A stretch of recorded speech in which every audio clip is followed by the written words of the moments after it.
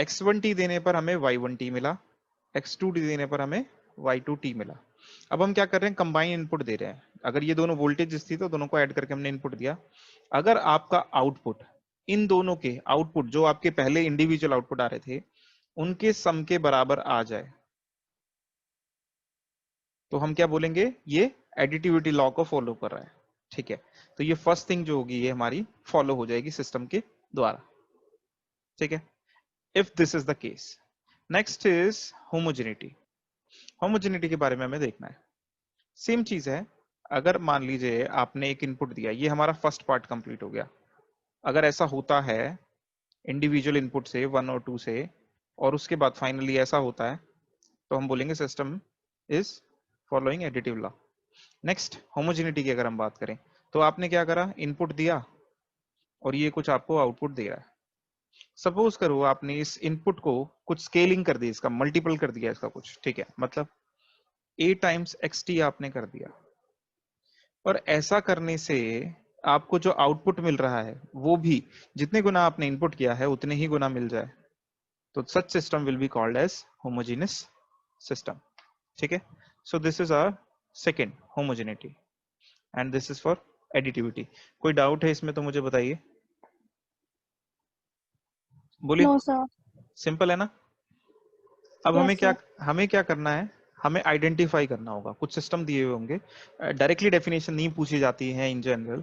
ठीक है, वैसे इस पे कम ही क्वेश्चन बनते हैं, मतलब सिस्टम्स पे कम क्वेश्चन पूछे जाते हैं। कभी कभी उसका रिप्रेजेंटेशन आ जाता है या छोटी मोटी चीजें पूछी जाती हैं, इसलिए बहुत ज्यादा डिटेल में हम नहीं कर रहे, नहीं तो बहुत सारे फंक्शंस को हम ट्राई कर सकते हैं, देख सकते हैं। ठीक है, कॉजल नॉन कॉजल तो वो थोड़ा सा मतलब काफी कुछ हो जाता है उसमें करने के लिए, लेकिन इन जनरल वो पूछा नहीं जाता है, और उतना ज्यादा है भी नहीं बुक्स वगैरह में जो हम हमें सिलेबस के लिए प्रेस्क्राइब्ड है, तो इसलिए बहुत ज्यादा डिटेल में हम नहीं कर रहे हैं। ठीक है, तो अब हमारे पास क्या है, हमें कुछ एग्जाम्पल्स देखने हैं और उन एग्जाम्पल्स की मदद से हम फाइंड आउट कर पाएंगे कि कैसे हमें बताना है सिस्टम को कि वो लीनियर है कि नॉन लीनियर है। ठीक है, तो पहला एग्जाम्पल हम ले लेते हैं, जैसे कि y इज इक्वल टू 2, यहाँ पे y t is equal to, suppose करिए 2 टाइम्स एक्स टी ले लेते हैं, चलिए ऐसे कर लेते हैं। ठीक है, अब इसमें चेक करना है, तो आपने क्या करा, अगर आपने x1 इनपुट रखा, यहाँ पे देखो इसी, आप इसको मैथमेटिकली भी सॉल्व कर सकते हो। आपने क्या करा, x1 इनपुट रखा, तो आपको क्या मिलेगा, y1 कितना मिलेगा, 2 टाइम्स x1t मिल जाएगा कि नहीं मिल जाएगा। सिमिलरली आपने क्या करा, यहाँ पर इनपुट चेंज कर दिया, तो क्या होगा उससे, इनपुट की वैल्यू चेंज हो जाएगी ना, x2t हो जाएगा। ठीक है, तो ये है आपका आउटपुट। इंडिविजुअल जब आपने इनपुट्स दिए हैं x1t और x2t, जब आपने ये इंडिविजुअल इनपुट्स दिए हैं तो आपको आउटपुट जो मिल रहा है वो ये मिल रहा है। ठीक है, नेक्स्ट, अब इसमें इंडिविजुअल इनपुट आपको क्या रखना है, x1t प्लस x2t, ये कंबाइंड इनपुट आपको रखना है यहाँ पे। ठीक है, उस केस में आपको 2 टाइम्स करके आउटपुट मिलता है। ठीक है, ये आपका क्या है, ये आपका कंबाइंड आउटपुट है। अब आप देखो जरा ये किसके बराबर है, 2x1t plus 2x2t, which means this is y1t plus y2t। आप देख लो, आपने क्या करा, सिस्टम में इनपुट रखा कंबाइन करके। ठीक है, इंडिविजुअल रख के देख लिया और फिर कंबाइन रख के देख लिया सिस्टम में। सिस्टम तो यही है ना हमारा, यही तो रिप्रेजेंट कर रहा है, आउटपुट इनपुट रिलेशनशिप जो है यही तो हमारे सिस्टम को रिप्रेजेंट कर रही है। अब हमने कंबाइंड सिग्नल को रख के देखा, वो कंबाइंड आउटपुट के बराबर आ रही है जैसा कि आना चाहिए था, तो यहां पर ये सिस्टम लीनियर होगा क्या, अभी कोई कंफर्म नहीं है, अभी यहाँ पे कोई कंफर्मेशन हमारे पास नहीं है अभी हमने, हाँ लेकिन हम ये बोल सकते हैं कि हाँ एडिटिविटी तो हो गई हमारी कंफर्म, कि एडिटिविटी लॉ को फॉलो कर रहा है। नेक्स्ट होमोजेनिटी का भी हमें चेक करना बाकी है। होमोजेनिटी को कैसे चेक करेंगे, तो वापस से हमें क्या करना है, यहाँ पे वैल्यूज पुट करनी है। क्या, एक बार आपने xt पुट करा, x1t पुट करा, तो आपके पास क्या आ गया, ये आ गया। ठीक है, नेक्स्ट टाइम पे आपने क्या करा, a टाइम्स x1t जो है ना, ये आपका इनपुट होना चाहिए सिस्टम के अंदर, ये आपका इनपुट है, और उससे आउटपुट आपको देखना क्या आएगा। तो आउटपुट क्या होता है हमारा, 2 times whatever is our input, that is a x1t, यही है ना हमारा इनपुट इस टाइम पे। ठीक है, तो ऐसा करने से yt कितना मिल गया, that is a times 2x1t which is given by a times y1। ठीक है, तो आप यहाँ पे देखो जरा, जब आपने a टाइम्स x1 ये इनपुट दिया तो आपको आउटपुट क्या मिल रहा है, a टाइम्स y1। ठीक है, जो कि होना चाहिए था होमोजेनियस सिस्टम के लिए। यहाँ पर देखो, सॉरी यहाँ पर ये a टाइम्स था तो ये भी a टाइम्स है। बच्चों समझ में आ रहा है या सिर्फ मैं हाँ बोले जा सर। रहा हूँ? आ रहा है सर, हाँ समझ। चलिए, तो यहाँ पर होमोजेनिटी, लॉ ऑफ होमोजेनिटी भी फॉलो हो गया। ठीक है, तो ये सिस्टम क्या कहलाएगा, ये जो गिवन सिस्टम है ये हमारा क्या हो गया, लीनियर हो गया। ठीक है, और साथ ही साथ इसमें ये भी पूछ सकता है लीनियर के साथ साथ कॉजल है, नॉन कॉजल है, इंस्टेंटेनियस है, क्या है, डायनेमिक है, ये सब चीजें भी हम साथ के साथ इसमें बता सकते हैं। ठीक है, नेक्स्ट हमारे पास है एक और एग्जांपल, हम यहाँ पर ले लेते हैं। सपोज करो आपको दे दिया एक system y t equals to X T plus 3, या फिर एक काम करो, एक स्ट्रेट लाइन की इक्वेशन होती है ना, y t equals to M X T plus C, ये हमने ले लिया सिस्टम। अब एक स्ट्रेट लाइन, एक जो जनरल स्ट्रेट लाइन होती है उसके लिए हम चेक करना चाहते हैं कि ये सिस्टम लीनियर है कि नहीं है। ठीक है, तो इसको हम चेक करते हैं। पहले क्या करोगे, यहाँ पे x1t पुट करोगे, फिर x2t पुट करोगे। ठीक है, तो y1t कितना आ जाएगा आपके पास, m times x1t plus c। जब आपने x2t पुट किया तो आपका जो आउटपुट आएगा that will be this. Fine, लेकिन जब आपने कंबाइंड इनपुट करा, इनपुट यहां पे रखना है पूरा का पूरा x1 प्लस x2, तो आपका आउटपुट क्या आएगा, देखो कंबाइंड के लिए निकाल रहे हैं हम यहाँ पे। कंबाइंड किसके बराबर है, m x1t plus x2t। Input तो इनपुट की जगह पे रखा जाएगा ना, बाकी चीजों को थोड़ी ना डिस्टर्ब करना है हमें। तो m x1t plus m x2t plus c आ गया। ठीक है, जबकि आप इन दोनों के आउटपुट को ऐड करोगे, इन दोनों को ऐड करके देखो, इन दोनों टर्म्स को ऐड करोगे तो क्या आएगा, m1 x1t plus m2 x2t, और यहाँ पे 2c हो जाएगा ऐड। जब आप इन दोनों को डायरेक्टली ऐड करोगे, होगा कि नहीं होगा, जल्दी से हाँ या ना बता दो।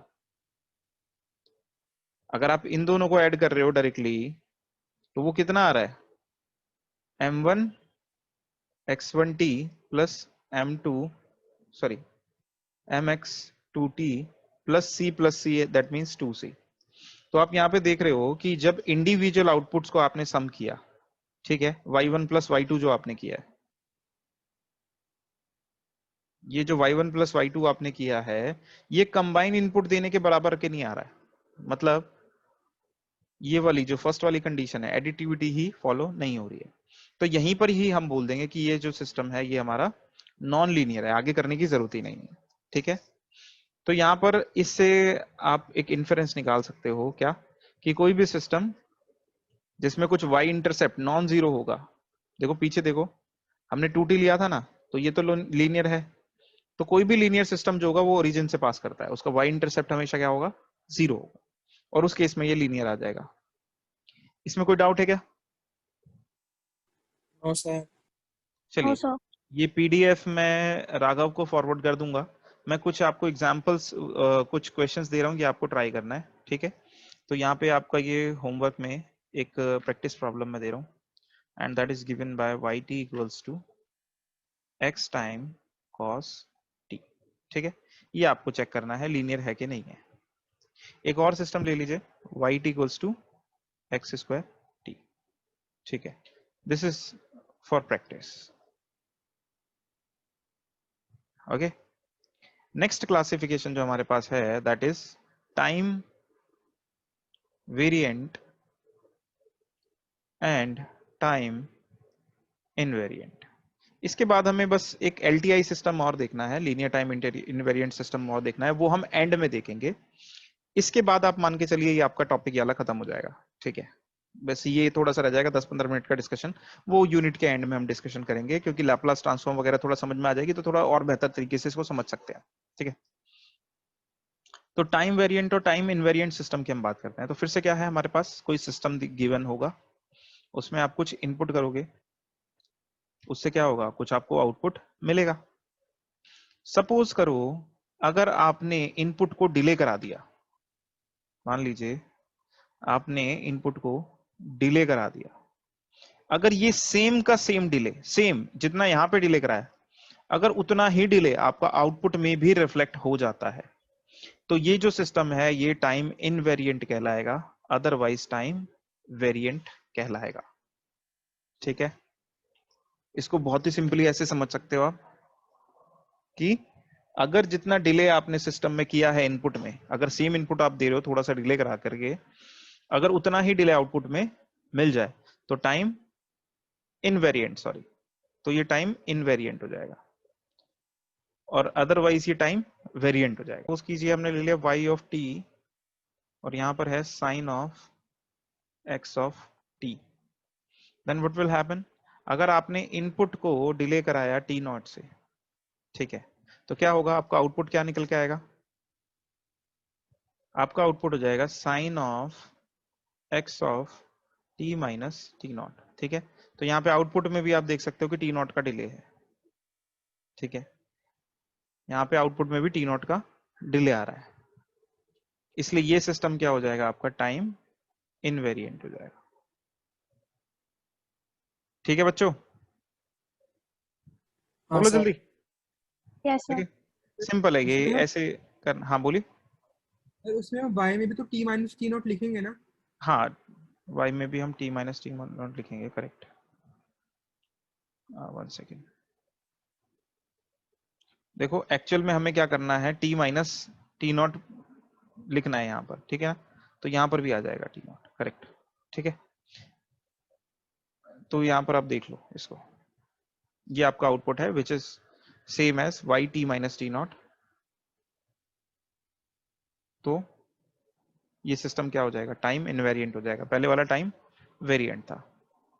नेक्स्ट आपको क्या करना है, यहाँ पे सिस्टम की क्लासिफिकेशन इसी के साथ ओवर हो गई हमारी। एक एलटीआई सिस्टम और है, वो इंपॉर्टेंट भी है, पूछ भी लिया जाता है, लेकिन इसको हम देखते हैं। उससे पहले हमें क्या करना है, उससे पहले अब हमें लैपलास ट्रांसफॉर्म को डिस्कस करना है।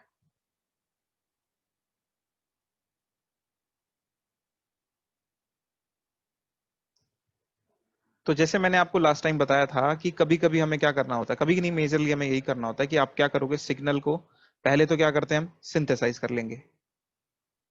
ठीक है, सिग्नल सिंथेसाइज करने के बाद हमें क्या करना है, उसका लैपलास ट्रांसफॉर्म हमें उसका लिखने को आता है। ठीक है, तो हमें क्या करना आना चाहिए, लैपलास ट्रांसफॉर्म लिखना आना चाहिए।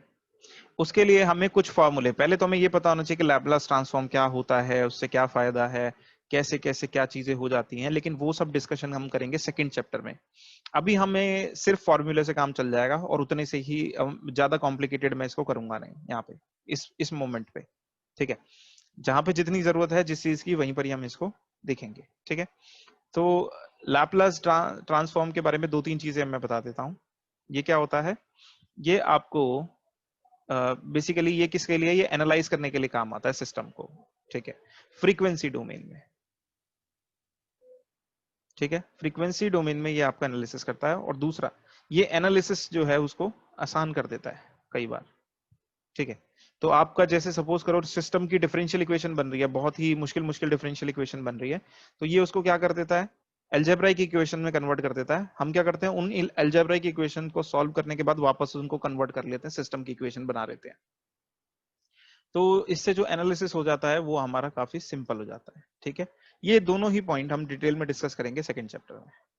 ठीक है, थोड़ा सा आपको आइडिया होगा भी शायद इसका, लैपलास ट्रांसफॉर्म आप लोगों ने मैथ्स में पढ़ रखा है।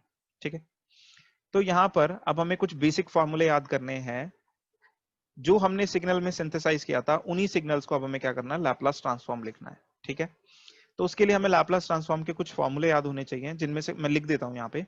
जैसे डेल्टा टी क्या था हमारा, इंपल्स फंक्शन। ठीक है, अगर ये वेटेड इंपल्स फंक्शन है, मान लीजिए यहाँ पर ए है, तो यहाँ पर उतना जितना टाइम्स आप यहाँ पे मल्टीप्लाई करोगे, लैपलास ट्रांसफॉर्म में भी उतना टाइम्स ही मल्टीप्लाई हो जाएगा। तो यहाँ पे मैं लैपलास ट्रांसफॉर्म लिख रहा हूँ, इसकी लैपलास ट्रांसफॉर्म होती है 1, और इसका रीजन ऑफ कन्वर्जेंस होता है पूरा S plane. Region of convergence क्या होता है, रीजन ऑफ कन्वर्जेंस वो रीजन होता है हमारा एस प्लेन के ऊपर, सिग्मा जे ओमेगा एक्सिस। ठीक है। इस प्लेन के ऊपर हमारा वो रीजन होता है जिसके लिए ये लैपलास ट्रांसफॉर्म डिफाइंड है, मतलब इसकी वैल्यू 1 है पूरे एस प्लेन के लिए। ठीक। नेक्स्ट चीज जो है हमारे पास है यूटी। थोड़ा सा यहाँ पे हो सकता है आप लोगों को कंफ्यूजन हो, वैसे रीजन ऑफ कन्वर्जेंस भी आप पढ़ चुके होंगे 100%। अगर आपने लैपलास ट्रांसफॉर्म पढ़ लिया है तो रीजन ऑफ कन्वर्जेंस आपने पढ़ा होगा, फूरियर ट्रांसफॉर्म में आपने पढ़ा होगा। ठीक है, फूरियर ट्रांसफॉर्म हो गया क्या आप लोगों का सिलेबस में? ओ सर। चलिए तो मैं ये भी बता दूंगा अभी फिलहाल के लिए। देखो इससे ना बहुत ज्यादा फर्क पड़ेगा नहीं आपको। जब हम सिग्नल को सिंथेसाइज करते हैं ना, तो रीजन ऑफ कन्वर्जेंस की बहुत ज्यादा जरूरत पड़ती नहीं है चेक करने की हमारे जो सिलेबस में। बट मैं फिर भी आपको बता दूंगा रीजन ऑफ कन्वर्जेंस होता क्या है। ठीक है, अभी फिलहाल के लिए इसको थोड़ा सा सिंपल रखते हैं। तो यूटी जो सिग्नल होता है 1/s होता है इसका लैपलास ट्रांसफॉर्म। ठीक है, अब आप देखोगे यूटी सिग्नल, अगर टाइम डोमेन की हम बात करें, यूटी यूनिट स्टेप फंक्शन, ये क्या होता है 1। इसकी वैल्यू क्या होती है 1 फॉर t ग्रेटर देन 0। ठीक है, इसका रीजन ऑफ कन्वर्जेंस भी ग्रेटर देन 0 के लिए ही है। ठीक है, मतलब अगर हमें कहीं पे लिखा हुआ है 1 तो उसका लैपलास 1/s नहीं होता। यूटी का लैपलास ट्रांसफॉर्म 1/s होता है, 1 का नहीं होता। 1 का मतलब क्या है? 1 का मतलब ऐसा सिग्नल जो हमेशा 1 है, और उसका मतलब ये है कि ये वैल्यू 1। और ये जो सिग्नल है ये यूटी नहीं है। यूटी सिग्नल जो होता है वो 0 से शुरू होता है। याद है ये चीज? याद है बच्चों? ये चीज बताई थी मैंने पहले। तो यहां से ये शुरू होगा, ये होता है यूटी सिग्नल, ये पूरा यूटी सिग्नल नहीं है। तो कहने का मतलब ये है कि रीजन ऑफ कन्वर्जेंस से हमें पता चलता है कि किसका लाप्लास ट्रांसफॉर्म हम क्या लिख सकते हैं, कब लिख सकते हैं। तो ये केवल तभी लिखा जा सकता है जब सिग्मा ग्रेटर देन 0 हो। मतलब ये, मतलब आपको इनपुट जो सिग्नल जो आपको दिया हुआ है वो यूटी है, 1 नहीं है। ठीक है, ये दो है, काफी इंपॉर्टेंट है ये दोनों के दोनों। तीसरा है, अगर तीसरा मान लीजिए आपने e की पावर -80 से मल्टीप्लाई कर दिया तो उसका क्या इफेक्ट होगा? ठीक है, तो उससे क्या होता है, देखो यूटी का लैपलास ट्रांसफॉर्म क्या होता है 1/s। सबसे पहला काम आपको क्या करना है, यूटी जिसका लैपलास ट्रांसफॉर्म आप जानते हो वो आपको लिखना है, और एक्सपोनेंशियल टर्म से मल्टीप्लाई करने पर e की पावर -80। अगर देखो यहाँ पे t नहीं होता तो e की पावर -a तो कांस्टेंट होता, तो हम इसको डायरेक्टली e की पावर -a से मल्टीप्लाई कर देते। ठीक है, यही हमारा लैपलास ट्रांसफॉर्म हो जाता। लेकिन ये कांस्टेंट नहीं है, यहाँ पे t की टर्म भी आ रही है, थोड़ा सा ध्यान रखना इस चीज का।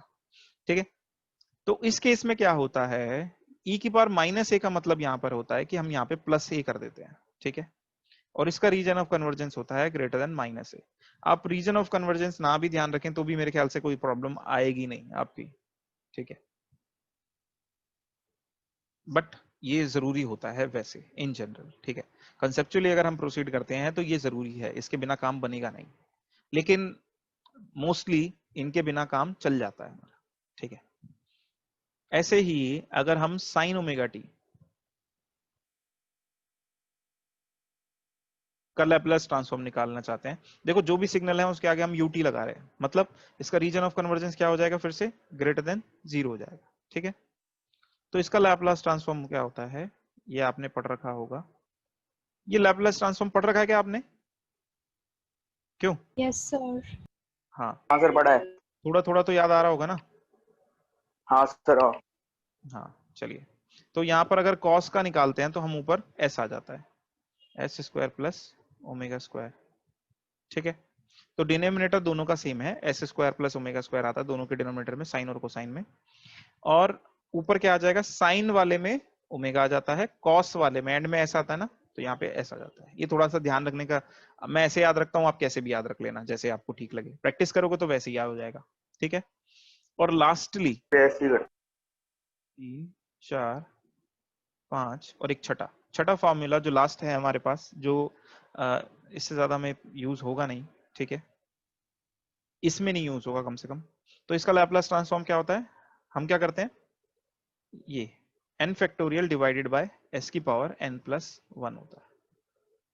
ठीक है, n factorial divided bye s की पावर n प्लस 1 हो जाता है यहाँ पे। ठीक है, इनके रीजन ऑफ कन्वर्जेंस भी ग्रेटर देन 0 है।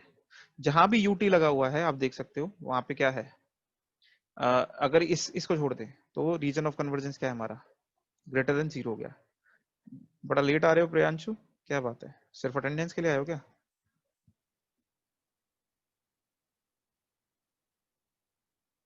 चलिए, इसके अलावा कुछ प्रॉपर्टीज हमें और याद रखनी पड़ेंगी जो यूज होंगी, ठीक है, क्योंकि हमारे पास कभी कभी डिलेड सिग्नल होते हैं। डिलेड सिग्नल से भी हम सिंथेसाइज करते हैं ना, जैसे गेट पल्स भी है मान लीजिए, उसका ही हमें अगर लिखना है तो वहां पे कुछ डिलेड होते हैं सिग्नल्स, ठीक है। तो टाइम डिले अगर है, टाइम शिफ्टिंग भी हम बोल देते हैं उसको, अगर सिग्नल में टाइम डिले है या शिफ्टिंग है, दोनों ही की बात है, तो क्या करते हैं हम, तो हम क्या करेंगे, जैसे मान लीजिए एक्स आपका सिग्नल था, एक्स टी की जगह x T minus T not है, मतलब आपने क्या करा, टाइम में इनपुट ये जो है इसमें आपने डिले कर दिया। तो अगर इसको लैपलास ट्रांसफॉर्म अगर हम इसका लिखना चाहें तो वो क्या हो जाएगा, देखो अगर सिर्फ एक्स टी लिखा होता तो लैपलास ट्रांसफॉर्म क्या होता, एक्सेस हो जाता ना इसका, जो भी होता, मतलब एक्स टी मान लो अगर टी की पावर एन है यूटी, तो क्या हो जाता है ये N factorial divided by S N plus one, ये हो जाता ना। तो जो भी होता इसको हमने क्या बोल दिया, एक्सेस लिख दिया। तो जो था एक्सेस बिल्कुल वैसा ही लिखना है अगर डिले हो जाता है तो, यहां पर जितना डिले है उतना ई की पावर माइनस एस टी लिख देना, जितना भी डिले। ये हमारी फर्स्ट प्रॉपर्टी है और ये बहुत ही इंपॉर्टेंट है, ठीक है। ऐसे ही अगर यहाँ पे प्लस होता तो यहाँ पे क्या आ जाता, प्लस आ जाता। तो इसको मैं ना ऐसे करके लिख देता हूं, मतलब अगर प्लस है तो प्लस आ जाएगा, माइनस है तो माइनस आ जाएगा, ठीक है। ऐसे ही हमारे पास फ्रीक्वेंसी शिफ्टिंग होती है जो हमने देख लिया है, डायरेक्ट एक में लगा करके हम देख चुके हैं, दोबारा मैं लिखवा देता हूं पर ठीक है। अगर e की पावर माइनस एटी है, ठीक है, एक्स टी, अगर ऐसा है, देखो कोई कांस्टेंट होगा, मान लीजिए यहाँ पे कोई कांस्टेंट है तो वो डायरेक्टली यहाँ पे एक्सेस से मल्टीप्लाई हो जाएगा, जो भी इसका ट्रांसफॉर्म होना है एक्सेस उससे मल्टीप्लाई हो जाएगा। लेकिन अगर यहाँ पर t है तो फिर यहाँ पर चेंजेस आते हैं, क्या चेंजेस आते हैं, यहाँ पर माइनस लिखा है तो यहाँ पे क्या हो जाएगा, प्लस आ जाएगा, यहाँ पे उल्टा होता है, ठीक है। तो माइनस प्लस है अगर यहाँ पे, तो यहाँ पे प्लस माइनस है, अब देख लो उल्टा लिख दिया है मैंने, माइनस की जगह प्लस आ जाएगा, प्लस की जगह पर माइनस आ जाएगा, ठीक है। ये दो प्रॉपर्टीज हमारे पास हैं, बहुत ही इंपॉर्टेंट प्रॉपर्टीज हैं, ठीक है। नेक्स्ट हमारे पास डिफरेंशिएशन, इंटीग्रेशन और इनिशियल फाइनल वैल्यूज थ्योरम की है, पर वो अभी काम नहीं है, वो मैं लिखवाऊंगा आपको, पर अभी फिलहाल के लिए जितनी यूज में आने वाली है वो हमने लिख ली है, ठीक है। अब क्वेश्चन क्या आएगा आपका एग्जाम में वो देख लेते हैं। तो सीधे सीधे सबसे पहले तो हमारे जो भी स्टैंडर्ड सिग्नल थे उनका लैपलास ट्रांसफॉर्म हम देख लेते हैं कैसे लिखना है। जैसे कि पहला क्या है, इंपल्स, यूनिट इंपल्स या इंपल्स फंक्शन, ठीक है। तो यूनिट इंपल्स की अगर मैं बात करूं तो उसका तो मैंने डायरेक्टली आपको लिखवाई दिया है, डेल्टा टी होता है ये, इसका लैपलास ट्रांसफॉर्म क्या हो जाता है, इसका 1 हो जाता है। तो अगर सिंपल इंपल्स फंक्शन है या इंपल्स सिग्नल है तो इंपल्स सिग्नल क्या हो जाएगा, डेल्टा समथिंग कुछ यहाँ पे लिख लो, कुछ भी लिख लो यहाँ पे, या ऐसे ही रिप्रेजेंट कर लेते हैं, डेल्टा डैश बोल देते हैं इसको, तो या फिर ऐसा करते हैं ना, इसको k टाइम्स लिख लेते हैं। तो इसका मैग्नीट्यूड क्या हो गया, k टाइम्स हो गया ना, तो यहाँ पर ये क्या हो जाएगा, k हो जाएगा इसका, क्योंकि मैंने आपको बोला डेल्टा t का जो होना चाहिए अगर कांस्टेंट है तो जो यहाँ पर है उसका यहाँ पर लिखो लैपलास ट्रांसफॉर्म, और अगर यहाँ पे कोई कांस्टेंट मल्टीप्लाइड है तो उस कांस्टेंट से यहाँ पे मल्टीप्लाई कर दो, सिंपल। दूसरा यूनिट स्टेप का और स्टेप फंक्शन का हमने देख लिया कैसे लिखना है, ठीक है। तीसरा रैंप का और देख लेते हैं, यहाँ पे रैंप क्या होता है, आरटी, आरटी से हम डिनोट करते हैं यूनिट रैंप को, और इसका मतलब एक्चुअल में क्या होता है, टी, लेकिन कहां से, 0 से लेकर के, क्योंकि नेगेटिव में डिफाइन नहीं होता ये, ठीक है ना, ऐसे लिख देते हैं ना हम, क्यों, बोलो। Yes sir, yes sir. Sir हाँ सर। अब टी की पावर एन यूटी का हमने क्या लिखा है, N factorial divided by S की पावर एन प्लस वन, यहाँ पे एन की जगह पे 1 है तो ऊपर क्या हो जाएगा, 1 फैक्टोरियल डिवाइडेड बाय एस की पावर 1 प्लस 1, ठीक है ना, यही होता है ना आरटी। तो ये कितना हो जाएगा, 1 अपॉन में एस स्क्वायर हो जाएगा, तो इसका कितना हो जाएगा, 1 अपॉन में एस स्क्वायर हो जाएगा, ठीक है। कोई डाउट है तो बताइए, बिल्कुल सिंपल है ना। हाँ बोल ही नहीं रहे तुम लोग तो, कुछ हाँ ऐसा सर लगा इजी रहा हाँ है। हूँ। जी सर, इजी है सर, आ इजी गया है। सर, आगे समझ आ गया।